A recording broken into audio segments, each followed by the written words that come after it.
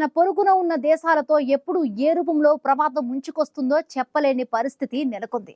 దీంతో ఎలాంటి పరిస్థితులనైనా ఎదుర్కొనేందుకు భారత్ నిత్యం అప్రమత్తంగా ఉండాల్సిన పరిస్థితులు నెలకొన్నాయి. ఈ నేపథ్యంలో రక్షణ రంగం బలోపేతంపై భారత్ మరింత ఫోకస్ పెట్టింది. తాజాగా 5వ తరం స్టెల్త్ యుద్ధ విమానాల తయారీ దిశగా భారత్ అడుగులు వేస్తోంది.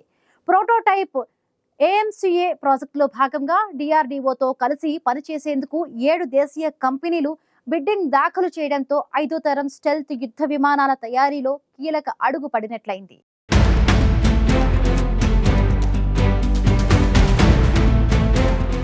రక్షణ రంగం బలోపేతంపై భారత్ మరింత ఎక్కువగా ఫోకస్ పెట్టింది. ప్రస్తుతం ప్రపంచవ్యాప్తంగా నెలకొన్న పరిస్థితుల నేపథ్యంలో రక్షణ రంగాన్ని మరింత బలోపేతం చేయాలని భావిస్తున్న భారత్ దేశీయంగా అధునాతన ఆయుధాలను తయారు చేసే దిశగా అడుగులు వేస్తోంది.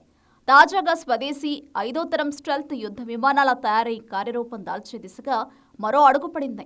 ప్రోటోటైప్ ఏఎంసీఏ ప్రాజెక్టులో భాగంగా డిఆర్డీఓతో కలిసి పనిచేసేందుకు 7 దేశీయ కంపెనీలు బిడ్డింగ్ దాఖలు చేశాయి. LNT, Hindustan Aeronautics Limited, Tata Advanced Systems Limited, Adani Defence తదితర సంస్థలు బిడ్డింగ్ దాఖలు వేశాయి. ఈ ప్రాజెక్టులో భాగంగా 2 లక్షల కోట్ల వ్యయంతో 125 5వ తరం స్టెల్త్ జెట్ ఫైటర్లను తయారు చేయనున్నారు. దీంతో భారత్ అగ్రదేశాలైన అమెరికా, చైనా, రష్యాల సరసన చేరనుంది. డిఆర్డీఓ సారథ్యంలో 5వ తరం స్టెల్త్ యుద్ధ విమానాల అభివృద్ధి కోసం ప్రారంభమైన ఏఎంసీఏ ప్రాజెక్టులో ముందడుగు పడటం కీలక పరిణామంగా చెప్పవచ్చును.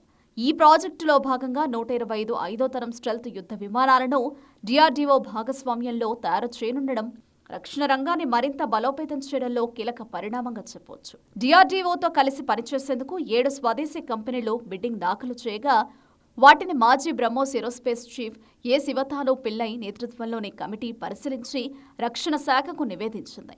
అనంతరం షార్ట్ లిస్టు చేసిన 2 కంపెనీలను రక్షణ శాఖ ఫైనల్గా ఎంపిక చేయనుంది.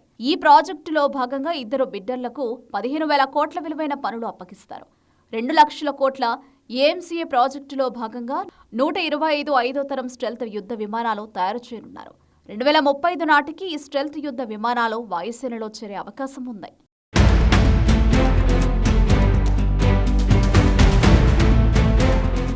ఇప్పటి వరకు ప్రపంచ దేశాల్లో America F-22, F-35, China J-20, Russia Su-57 5వ తరం స్టెల్త్ యుద్ధ విమానాలు కలిగి ఉన్నాయి. ఇప్పుడు 5వ తరం స్టెల్త్ యుద్ధ విమానాలను తయారు చేస్తే భారత్ కూడా అగ్రదేశాలైన అమెరికా, చైనా, రష్యా సరసన చేరుతుంది. భారత్ తయారు చేసే తొలి 5వ తరం స్టెల్త్ యుద్ధ విమానాలు సింగిల్ సీట్ 2 ఇంజిన్లు కలిగి ఉండనున్నాయి. ఇవి అమెరికా, రష్యాకు చెందిన F-22, F-35, Su-57 మాదిరిగా అడ్వాన్స్డ్ స్టెల్త్ కోటింగ్తో పాటు అంతర్గత ఆయుధాలు కలిగి ఉండనున్నాయి. వాటి ఆపరేషన్ సామర్థ్యం 55,000 అడుగులు కాగా అంతర్గతంగా 1,500 కిలోలు, బాహ్యంగా 5,500 కిలోలు ఆయుధాలను మోసుకెళ్లగలవని అంచనా. ఏఎంసీఏ మరో 6,500 కిలోల ఇంధనాన్ని మోసుకెళ్లే సామర్థ్యం కలిగి ఉంటుంది. ఇందులో 2 వర్షన్లు ఇంజిన్లుంటాయని తెలుస్తోంది. 2వ ఇంజిన్ను భారత్ దేశీయంగా అభివృద్ధి చేయనుంది. అది అమెరికా తయారీ GE-414 మొదటి ఇంజిన్ కంటే శక్తివంతంగా ఉంటుందని అంచనా. మొత్తంగా ఇది super manoeuvrable stealthy multirole fighter jet కానుంది.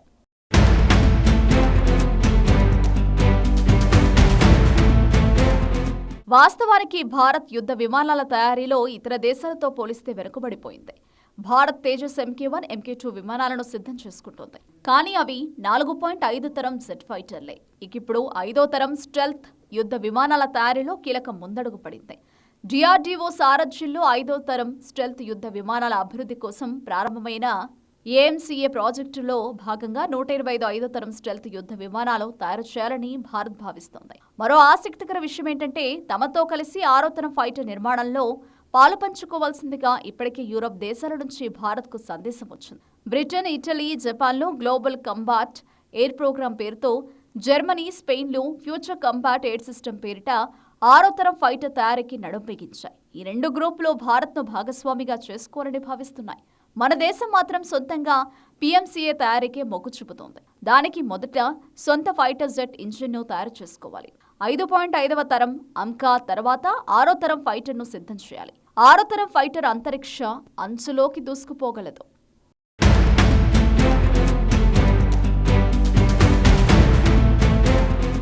5వ తరం స్టెల్త్ యుద్ధ విమానాలను ఇప్పటికీ అమెరికా, రష్యా, చైనా మాత్రమే తయారు చేయగా ఇక ఇప్పుడు 5వ తరం స్టెల్త్ యుద్ధ విమానాలను తయారు చేసి అగ్రదేశాల సరసన చేరేందుకు భారత్ శరవేగంగా అడుగులు వేస్తోంది.